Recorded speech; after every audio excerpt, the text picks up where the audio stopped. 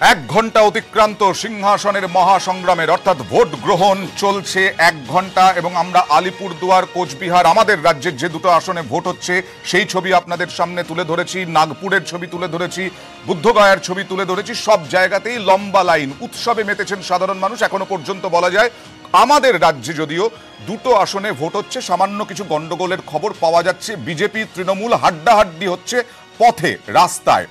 ইভিএমে হচ্ছে কিনা তা বোঝা যাবে 23শে মে।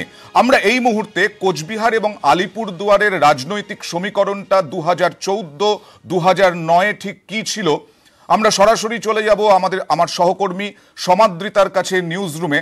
ম্যাজিক ওয়ালের মাধ্যমে আমরা আপনাদের দেখানোর চেষ্টা করব যে 2014-2009 কোচবিহার আলিপুরদুয়ারের কি অবস্থা ছিল। সুপ্রভাত সমাদৃতা। গুড মর্নিং অয়ন্দা, গুড মর্নিং সবাইকে। সিংহাসনের মহাসংগ্রাম যেরকম অয়ন্দা তুমি বলছিলে যে ইতিমধ্যে 1 ঘন্টা পার হয়ে গেছে এবং পথে ঘাটে কিন্তু হাড্ডাহাড্ডি লড়াই চলছে। ইভিএমের লড়াইটা আমরা দেখে নেব। আমরা প্রথমেই নজর রাখবো আমাদের কাছে কিন্তু ম্যাজিক ওয়ালে 91টা কেন্দ্রের সমস্ত তথ্য রয়েছে। যদিও আমরা এই মুহূর্তে ওয়েস্ট বেঙ্গলে ফোকাস করবো। আজকে আমাদের ভোট, ফার্স্ট ফেজের ভোট কোথায় কোথায় হচ্ছে আমরা জানি। ফার্স্ট ফেজের ভোট হচ্ছে কোচবিহার এবং আলিপুরদুয়ার কেন্দ্রে, এবং সেখানে পরিস্থিতিটা কি ছিল 2014 অর্থাৎ 5 বছর আগে, সেটার দিকে প্রথমে নজর রাখা যাক। প্রথমেই নজর রাখবো আমরা যে কেন্দ্রের দিকে, প্রথমেই নজর রাখবো কোচবিহারে কিন্তু রেণুকা সিনহা জিতেছিলেন 2014-তে। তৃণমূলের রেণুকা সিনহা জিতেছিলেন এবং কোচবিহারে তাদের ভোট শেয়ারিং ছিল 34.78%, যেখানে বিজেপি কিন্তু দ্বিতীয় স্থানে ছিল ভোট শেয়ারিং। এটা কোচবিহার এবং আলিপুরদুয়ার মিলিয়ে সমাদৃতা, কোচবিহার এবং আলিপুরদুয়ার মিলিয়ে, যেখানে বাম, কংগ্রেস এবং অন্যান্যদের ভোট শেয়ারিং কিন্তু খুবই কম ছিল। বামেদের ভোট শেয়ারিং যদি আমরা দেখি 30.53%, কংগ্রেসের 7.48% এবং অন্যান্যরা 5.55% ভোট শেয়ারিং ছিল তাদের 2014। আচ্ছা, 2014 তো এই ফলাফল ছিল, কিন্তু হঠাৎ করে 2014 এই ফলাফল কি তার আগের থেকে এইভাবেই এখানে দখল ছিল তৃণমূলের? একবার দেখে নেওয়া যাক 2009-এর ছবিটা।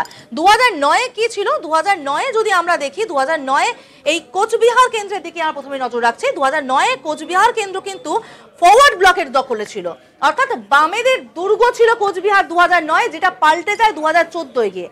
কোচবিহার কেন্দ্রে যদি এই ছবি থেকে থাকে, আমরা তাহলে এবার আলিপুরদুয়ারের দিকে নজর রাখি। আলিপুরদুয়ার আমার কাছে যেহেতু 2009টা খোলাই রয়েছে, আলিপুরদুয়ারে 2009-এ কি ছিল আমরা দেখতে পাচ্ছি বামেদেরই দখলে ছিল, আরএসপির দখলে ছিল, যে কারণে কিন্তু এবারও বাম শরিক আরএসপিকেই সিট দিয়েছে এই আলিপুরদুয়ার কেন্দ্রে।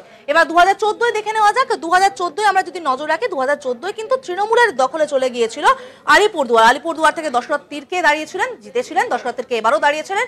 এবং আলিপুরদুয়ারে যদি ভোট শেয়ারিং এর দিকে আমরা নজর রাখি, আলিপুরদুয়ারে কিন্তু 4.78% ছিল তৃণমূলের ভোট শেয়ারিং এবং বিজেপি ছিল 21.66%, বামেদের 30%। সমাদৃতা আসবো তোমার কাছে, আরো তথ্য জানবো, কারণ এই দুটো বিষয় হচ্ছে কোচবিহার এবং আলিপুরদুয়ার মিলিয়ে। সমাদৃতা শুনতে